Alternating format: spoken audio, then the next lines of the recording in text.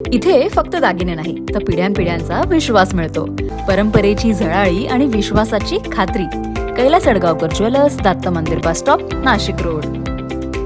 नाशिक महानगरपालिकेच्या वतीनं प्रभागातील नागरिकांच्या मूलभूत नागरी समस्या तातडीनं सोडवण्याच्या उद्देशाने स्थापन करण्यात आलेल्या टास्क फोर्सच्या माध्यमातून सोमवारी प्रभाग क्रमांक 31 मध्ये संयुक्त पाहणी मोहीम राबवण्यात आली आणि या मोहिमेत ड्रेनेज रस्ते, पथदिवे, पाणीपुरवठा तसेच इतर नागरी सुविधांशी संबंधित समस्यांची प्रत्यक्ष पाहणी करून संबंधित विभागाच्या अधिकाऱ्यांना तात्काळ उपाययोजना करण्याच्या सूचना देण्यात आल्या.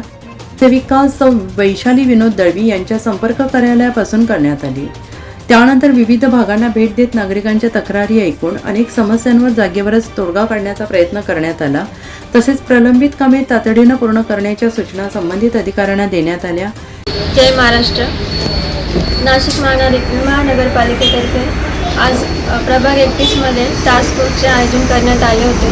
तर संबंधित विभागातील सर्व अधिकारी आज इथे उपस्थित होते आणि या टास्क फोर्सच्या निमित्ताने नागरिकांच्या ज्या ज्या समस्या आहेत त्या अधिकाऱ्यांना सांगण्यात आला आणि या टास्क फोर्सचा अतिशय चांगला प्रतिसाद नागरिकांना मिळाला आहे. बद्दलच्या काही तक्रारी होत्या.